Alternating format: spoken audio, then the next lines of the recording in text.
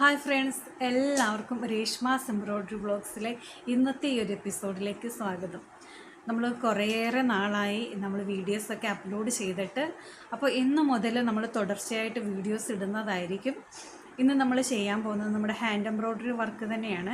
Hand embroidery work എന്ന് പറഞ്ഞാൽ നമ്മളെ ആരി വർക്കില്ലേ, ആരി വർക്കിലെ കുറച്ച് ബൂട്ടാസുകളാണ് കാണിച്ചു തരാനായിട്ട് പോകുന്നത്.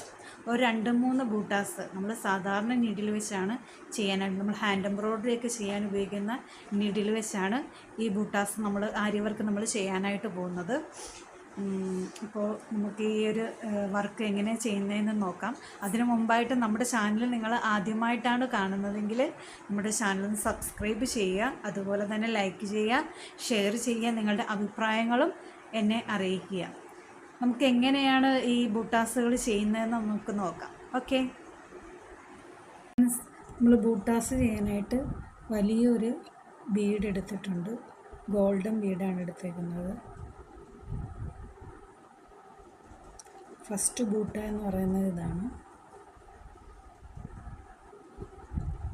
നമുക്ക് നന്നായിട്ട് തുന്നി പിടിപ്പിച്ച് കൊടുക്കുക.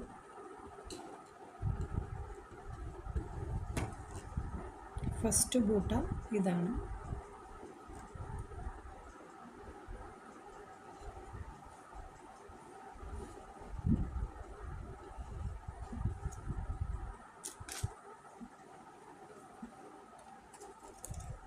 നമുക്ക് സെക്കൻഡ് ബൂട്ട നോക്കാം, എങ്ങനെയാണ് ചെയ്യുന്നതെന്ന് നോക്കാം. സെക്കൻഡ് ബൂട്ട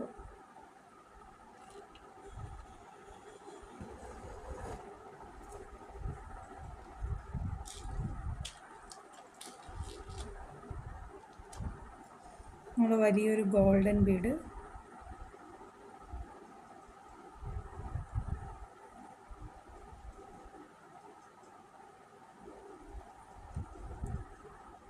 എടുത്ത് നന്നായിട്ടൊന്ന് തയ്ച്ചുറപ്പിച്ചു കൊടുക്കണം.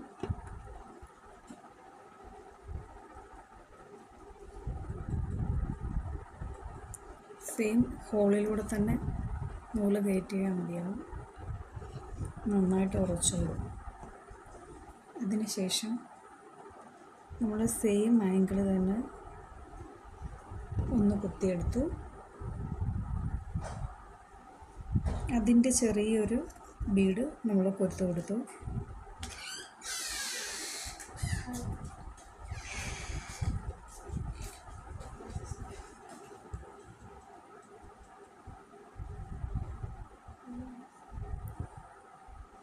കണ്ടില്ലേ? നെക്സ്റ്റ് നമ്മൾ എടുത്തത് അതേ സെയിം തല തന്നെ ഒരു കുത്തുകുത്തി അതിൻ്റെയും ചെറുത് ബീഡ് നമ്മൾ കൊടുത്തു കൊടുത്തു. ഇതാണൊരു സെക്കൻഡ് ബൂട്ട എന്ന് പറയുന്നത്. ഇതാണ്. ഇങ്ങനെ 3 നമ്മൾ ചെയ്ത് കൊടുത്തു. ഇതാണ് അടുത്ത ബൂട്ട സ്റ്റിച്ച്. നമുക്ക് നന്നായിട്ടൊന്ന് കെട്ടിയിട്ട് നമ്മൾ ഉറപ്പിച്ചെടുക്കണം. അതിനുശേഷം അടുത്ത ബൂട്ടാസ് എന്ന് പറഞ്ഞാൽ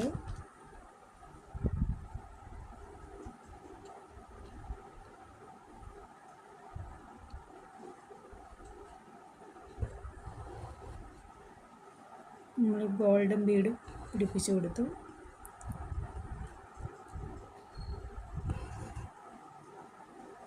നന്നായിട്ടൊന്ന് തയ്ച്ച് ഉറപ്പിക്കാം.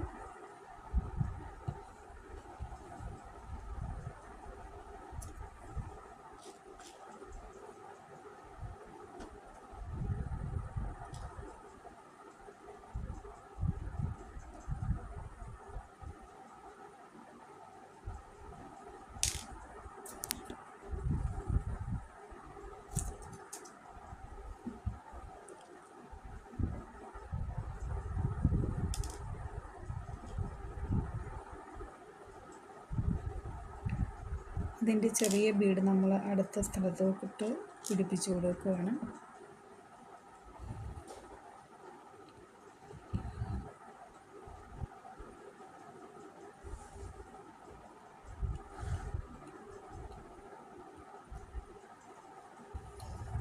എടുത്ത്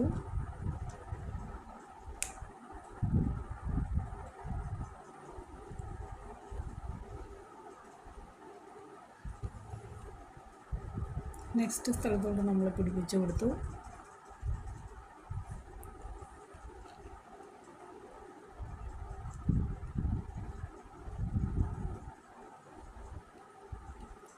നേരെ ഓപ്പോസിറ്റ് നമ്മൾ എടുത്തു, നമ്മൾ പിടിപ്പിച്ചു.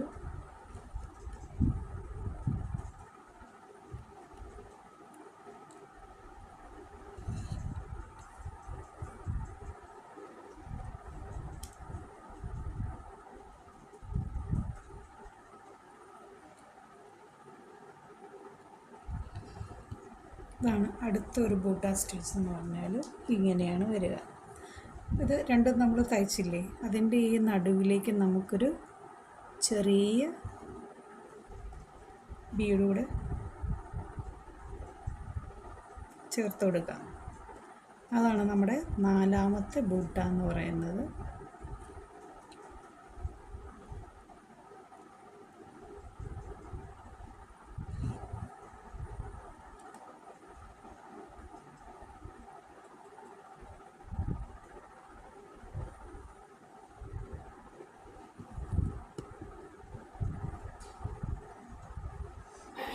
മനസ്സിലായില്ലേ? അപ്പം നമ്മൾ മൊത്തം 4 ബൂട്ടാസ് സ്റ്റിച്ചുകൾ നമ്മൾ പഠിച്ചു കഴിഞ്ഞു.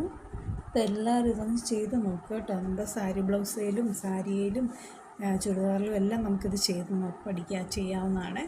സിമ്പിളായിട്ടുള്ള ബൂട്ടാസുകളാണ് ഇതെല്ലാം എല്ലാവരും ഒന്ന് ചെയ്ത് നോക്കുക. ഓക്കെ.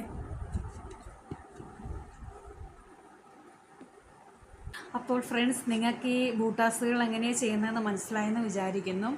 ഇപ്പോൾ അത് നന്നായിട്ട് ചെയ്ത് നോക്കുക. 1, 2, 3, 4 പ്രാവശ്യമൊക്കെ നമ്മൾ നന്നായിട്ട് ചെയ്ത് നോക്കിയാലേ നമുക്കിത് ശരിക്കും ചെയ്യാനായിട്ട് പറ്റുള്ളൂ. നമ്മുടെ സാരി ബ്ലൗസിലും അതുപോലെ തന്നെ നമ്മുടെ ചുരിദാറിലും ഒക്കെ നമുക്കിത് ചെയ്ത് കൊടുക്കാവുന്നതാണ്. അപ്പോൾ നിങ്ങൾക്കതൊരു വരുമാന മാർഗവുമാകും. ഓക്കെ. അപ്പോൾ അത് നിങ്ങളെല്ലാവരും ചെയ്ത് നോക്കുക. അപ്പോൾ ഒന്നും കൂടെ പറയാനുണ്ട്, നമ്മുടെ ചാനൽ നിങ്ങൾ സബ്സ്ക്രൈബ് ചെയ്യാതെയാണ് കാണുന്നതെങ്കിൽ നമ്മൾ സബ്സ്ക്രൈബ് ചെയ്യുക, ലൈക്ക് ചെയ്യുക. നിങ്ങളുടെ ഏതെങ്കിലും സ്റ്റിച്ചുകൾ നിങ്ങൾക്കിനി ചെയ്ത് കാണണമെന്നുണ്ടെങ്കിൽ അതും കൂടെ ഏതാണെന്ന് നിങ്ങൾ കമൻറ്റ് ചെയ്ത് ഇടുക. ഓക്കെ. അപ്പോൾ അത്രയേ ഉള്ളൂ. അടുത്ത ഒരു എപ്പിസോഡിൽ അടുത്തൊരു സ്റ്റിച്ചോ എന്തെങ്കിലുമായിട്ട് ഞാൻ വരുന്നതായിരിക്കും. അതുവരേക്കും എല്ലാവർക്കും ബൈ. Thank you.